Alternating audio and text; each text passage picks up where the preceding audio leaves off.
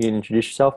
I am going to introduce myself. Hi, I'm Elyssa with Seasoned Fitness, and today I'm talking with Donnie DeSanti, who is going to share some fabulous tips with us about how to get over some of our sugar cravings. So, All Donnie, right. can you introduce yourself a little bit more? Yeah, thanks for having me. So my name is Donnie DeSanti. I'm a health and wellness coach, and I help people lose weight and gain back their energy so they never have to diet ever again. And I do love talking about this topic, sugar, because I feel like a lot of us struggle with this, right? Especially around this time of year. This is great doing this right after Halloween, Right right? after Halloween, I know part of my little sign on who I am says that I'm a closet chocoholic, but I don't think I'm so much in the closet anymore. I think I'm pretty much out Yeah. there, out of the I'm, I'm, closet I'm in with that, my addiction. I'm in that same, I'm not even in the closet. I'm out. I'm a chocolate chip cookie connoisseur, and I do love chocolate. Yeah.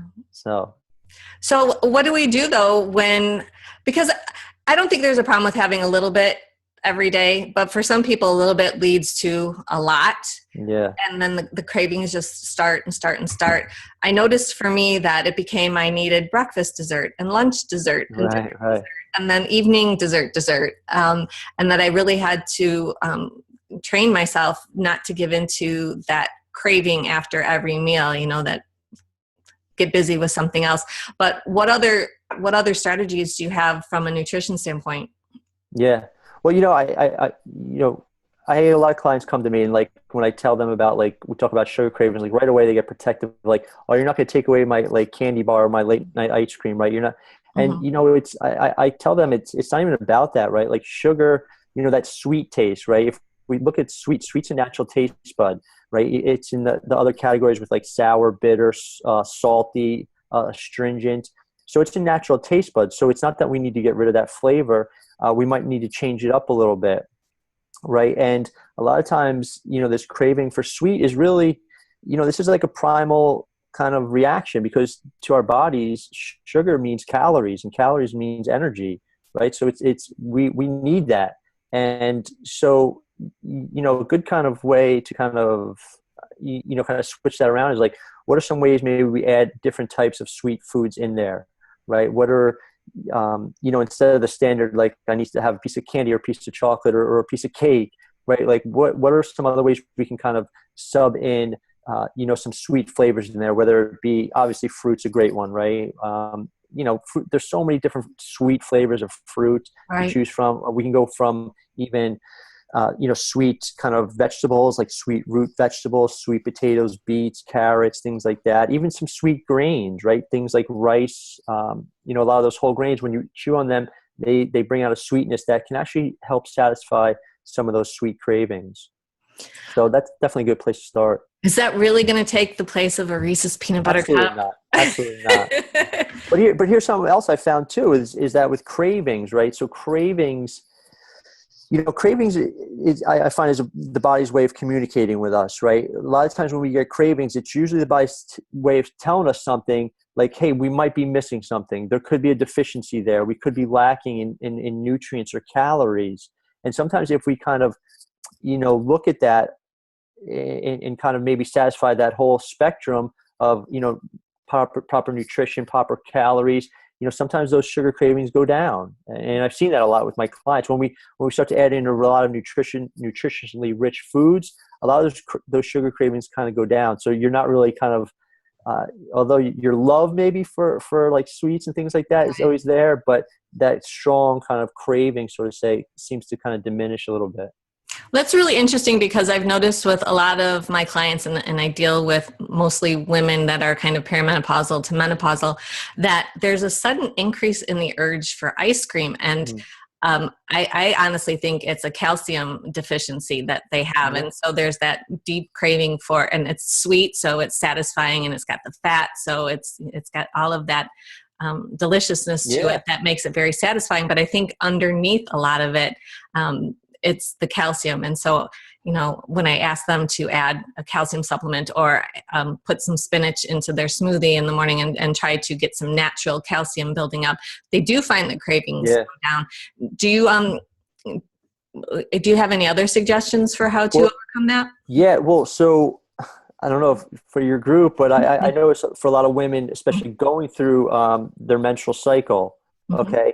A lot of women seem to crave chocolate around that time. Mm-hmm. And chocolate's really rich in magnesium, and magnesium is a big deficiency for a lot of people, especially for that time of month for a woman, because they are, they have a lot of blood flow. They're losing a lot of minerals.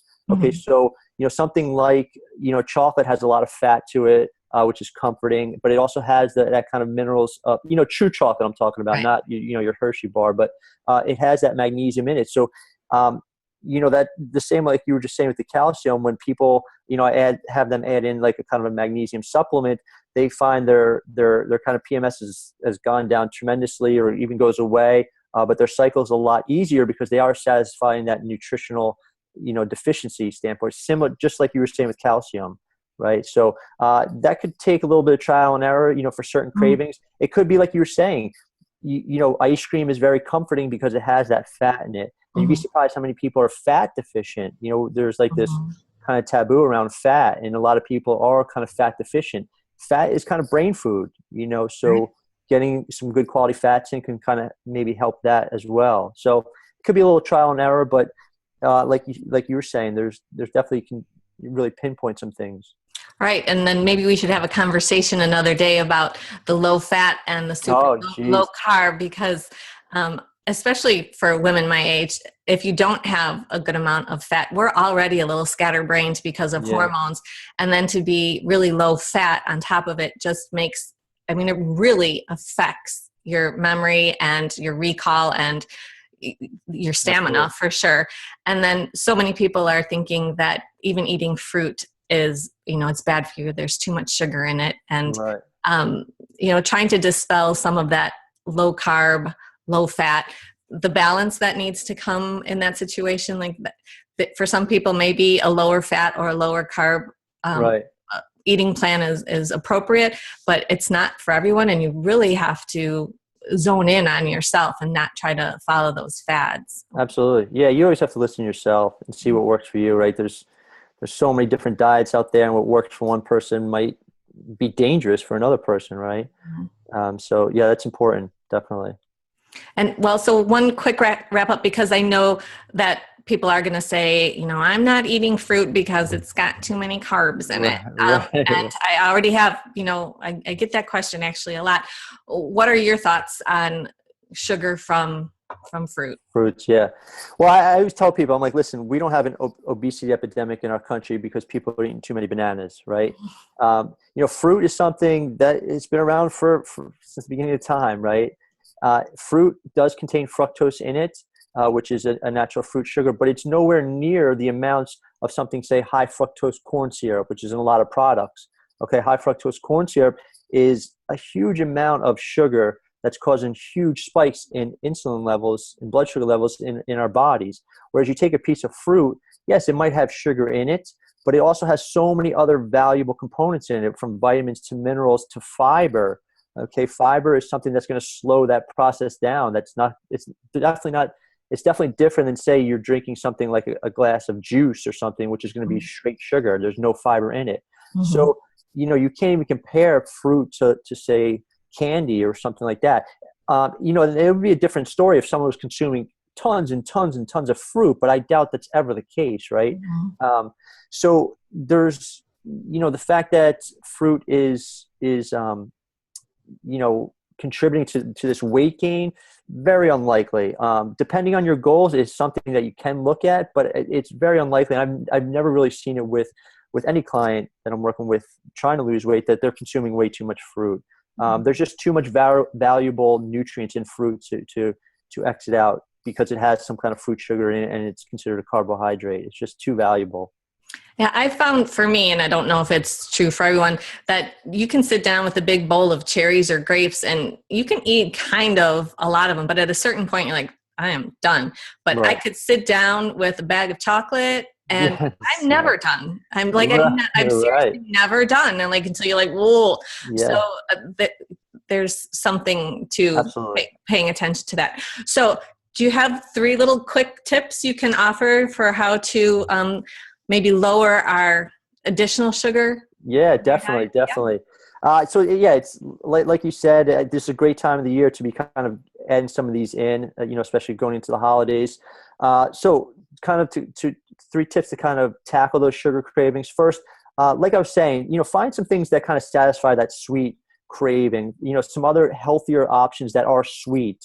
And of course, it's not going to be like your standard ice cream or candy bar, but there's so many great options out there to maybe even upgrade, say like that candy. Like, there's so many, I show my clients how to make their own homemade chocolate with, 3 minimal ingredients, or, get an ice cream maker. I tell you, it was the best engagement gift I ever had. I make my own ice cream now from like just coconut milk, So there's other ways that, find what you like, whether it be a piece of cake, and maybe find ways to upgrade that so it satisfies that need, or find those kind of sweet, foods that satisfy that craving. Number two, and this is often overlooked, is your sleep. Okay.